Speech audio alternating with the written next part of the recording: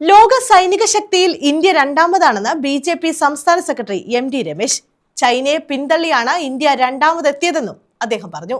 കരുനാഗപ്പള്ളി നഗരസഭ സ്ഥാനാർത്ഥി സംഗമവും വികസന രേഖയുടെ പ്രകാശനവും നിർവഹിക്കുകയായിരുന്നു അദ്ദേഹം.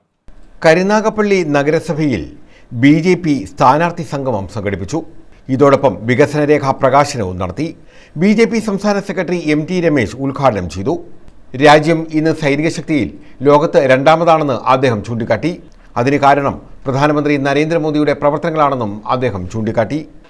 70 വർഷത്തിലേറെ കാലം ഈ രാജ്യം ഭരിച്ച ഒരു ഗവൺമെന്റുകൾക്കും ഒരു പ്രധാനമന്ത്രിക്കും ചെയ്യാൻ കഴിയാത്ത അത്ഭുതകരമായിട്ടുള്ള കാര്യങ്ങളാണ് 11 കൊല്ലക്കാലം കൊണ്ട് ശ്രീ നരേന്ദ്രമോദി നടപ്പിലാക്കി. ഇന്നലെ നാം വായിച്ചു, ലോകത്തിൽ സാമ്പത്തിക ശക്തിയിലും സൈനിക ശക്തിയിലും ഈ രാജ്യം മൂന്നാമതാവുകയാണ്. വ്യോമസേന രംഗത്ത് ചൈനയെ പുറകിലാക്കിക്കൊണ്ട് നാം രണ്ടാമതെത്തുകയാണ്. ഒരു 10 വർഷം മുമ്പ് ചിന്തിക്കാൻ കഴിയുമായിരുന്നു നമുക്ക്? ഒരു 10 കൊല്ലം മുമ്പ് ചിന്തിക്കാൻ സാധിക്കുമായിരുന്നോ?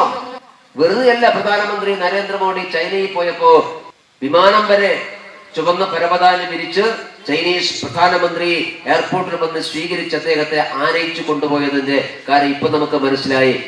സൈനിക ശക്തിയിൽ ചൈനയും പിന്നിലാക്കുന്നു ഈ രാജ്യം. ലോകം ഇന്ന് കേൾക്കാൻ ആഗ്രഹിക്കുന്ന വാക്കുകൾ നരേന്ദ്രമോദിയുടെ വാക്കുകളാണ്.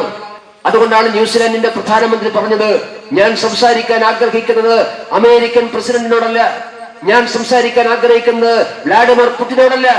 ഇന്നത്തെ ലോകത്തിൽ ഞാനും എന്റെ രാജ്യവും സംസാരിക്കാൻ ആഗ്രഹിക്കുന്നത് ഇന്ത്യയോടും ഇന്ത്യയുടെ പ്രധാനമന്ത്രി നരേന്ദ്രമോദിയോടുമാണ് എന്ന് അദ്ദേഹം പറഞ്ഞത് ചരിത്രത്തിന്റെ വായനയാണ്. പ്രദീപ് ലാൽ പണിക്കർ അധ്യക്ഷത വഹിച്ചു.